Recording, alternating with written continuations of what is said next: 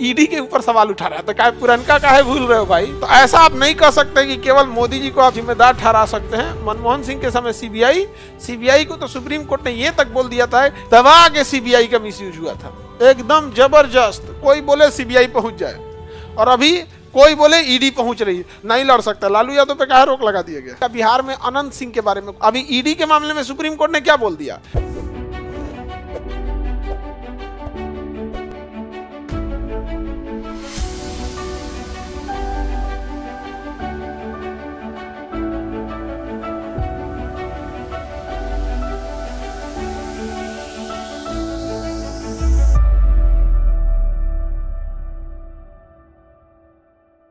Sir अभी ED use बाबू, इससे पहले जब मनमोहन सिंह थे तो उस समय दबा के सीबीआई का मिसयूज हुआ था, दबा के सीबीआई का मिसयूज हुआ था, एकदम जबरदस्त। कोई बोले सीबीआई पहुंच जाए और अभी कोई बोले ईडी पहुंच रही है। तो ऐसा आप नहीं कह सकते कि केवल मोदी जी को आप जिम्मेदार ठहरा सकते हैं। मनमोहन सिंह के समय सीबीआई को तो सुप्रीम कोर्ट ने यह तक बोल दिया था कि पिंजड़े में बंद एक तोता है।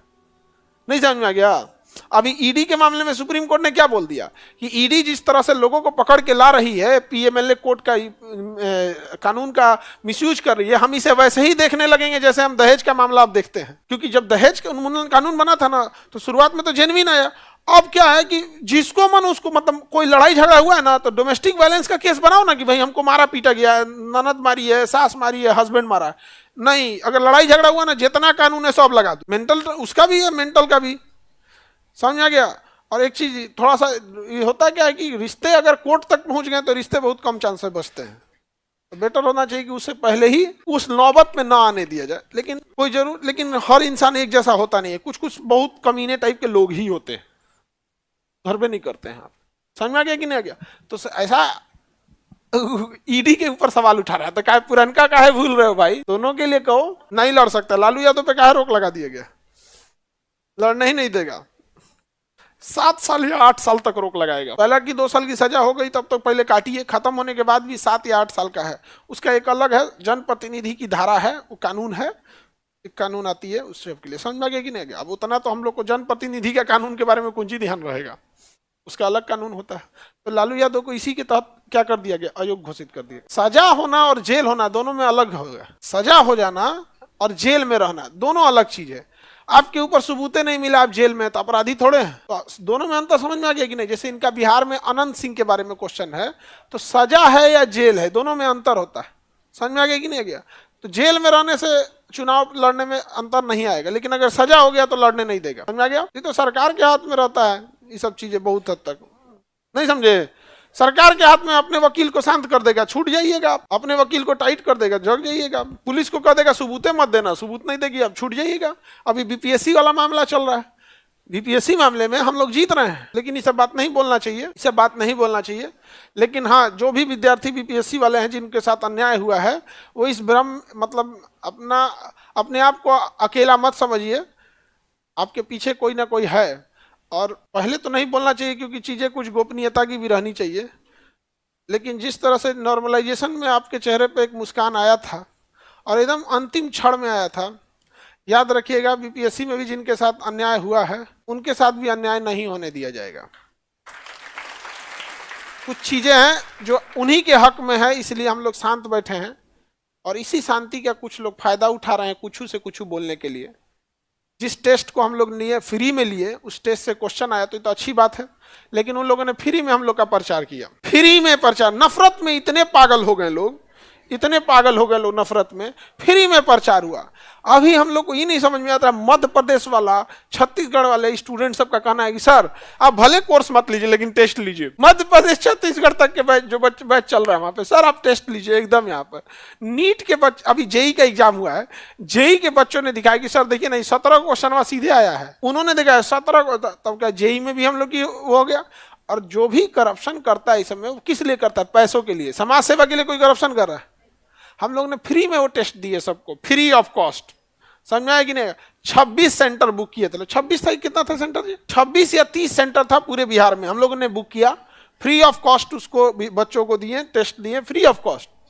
उस 26 में से एक कोई गड़बड़ था तो लोग सवाल उठा रहे हैं हम लोग के ऊपर। तो भाई तुम सवाल ही उठा रहे हो तो 26 पे उठाओ, कहा ना ना ना 26 पे क्या उठाएंगे, हम तो बस ऐसा ऐसा चीज सेलेक्ट करेंगे जिससे हमारी हो। लड़ाई बस एक चीज की है, फीस को लेकर। जो हमको एसोसिएशन से बाहर किया जा सकता है, जब अब कोई सोच सकते हैं कि किसी वकील को वकील एसोसिएशन से बाहर कर दीजिएगा, एक नॉर्मल वकील है तब। वर्ल्ड का सबसे बड़ा एजुकेशनल चैनल मेरा है, हम ही एसोसिएशन से बाहर हैं। केवल जितने लोग आज बोलते हैं ना घुमा फिरा के, उनका बस एक ही मकसद, उनसे बस एक चीज पूछिएगा ना कि बस फीसवे की वजह से ना जी आपको दिक्कत है, वरना आपको क्या दिक्कत है। और इन लोगों के मुंह से कभी नहीं सुनिएगा कि ये कहते हो कि जो फीस ज्यादा ले रहा है वो गलत कर रहा है, ये कभी बोल ही नहीं सकते। इनकी खुन्नस बस उसी बात की है। हमने तो फ्री में दिया था, तुम भी पढ़ लेते, तुम्हारा भी हो जाता। नहीं समझ में आ गया? कहां से कैसे आता? बिल्कुल आता है।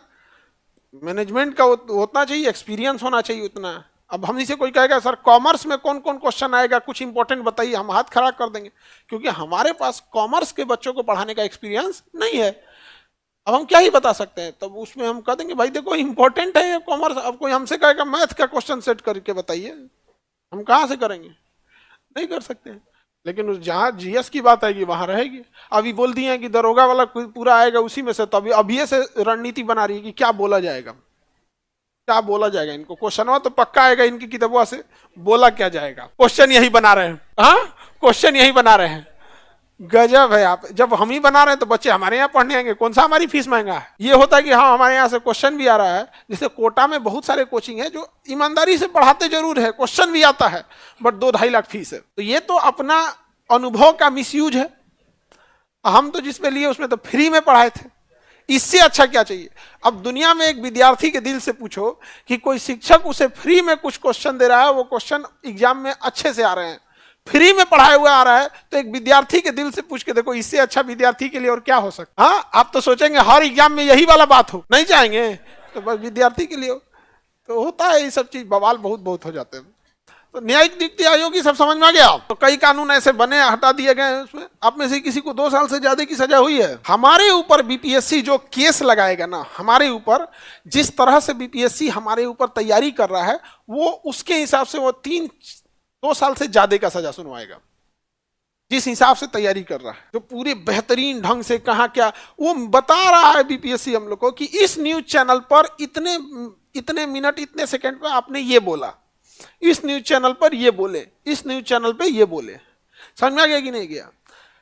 हमको सजा दिलाने के लिए, ताकि हम लोग उनको लगता है कि 2-3 साल इनको जेल में भेज देंगे तो इनका कोचिंग तहस नहस हो जाएगा। तो इन लोगों को बताने चले कि जब हम लोग पैदा हुए थे तो खाली हाथ आए थे, और खाली हाथ आने के बाद यहां तक आदमी पहुंचा है। तो तुम जेल भेज दोगे तो जेल से निकलेंगे तो खाली हाथ थोड़े निकले रहेंगे। जीरो से नहीं शुरू करना है। जब जीरो से शुरू करके यहां तक आ गए तो तुम्हारे 3 साल सजा सुनाने के बाद भी उससे कहां जाएंगे तुमको पता नहीं। उसके बाद क्या हाल करेंगे ये तो वक्त बताएगा। समझ में आ गया? लेकिन हम वादा करते हैं आपसे कि जो हमारे ऊपर नोटिस भेजा है ना, बहुत जल्दी वो अयोग्य करार दिया जाएगा सुप्रीम कोर्ट से। एक चीज हमेशा याद रखना कि पढ़ा लिखा इंसान केन्ने से कसेगा केन्ने दुखाएगा पता नहीं चलता है। नहीं समझ आ गया? इधर से कसेगा तो दुखाएगा इधर, अब बहुत देर तक लहरेगा यहाँ। अगर आदमी छोड़ दे तो जिसको मन वो नोटिस थमाते फिरेगा हम लोग को। नहीं समझ आ गया? ऐसे कैसे छोड़ देगा आदमी? उसको भी तो एहसास होना चाहिए कहाँ भेज दिया भाई तुम, ये सब गलत काम किया। हम लोग लड़ भीड़ कर आज तुम देख लेना ना, UPSC BPSC NEET JEE fees वगैरह। कल एक गार्जियन आए थे, मतलब अनाज बेच के पैसा दिए थे बच्चों का, अनाज बेच के, और कहे कि बहुत बहुत धन्यवाद।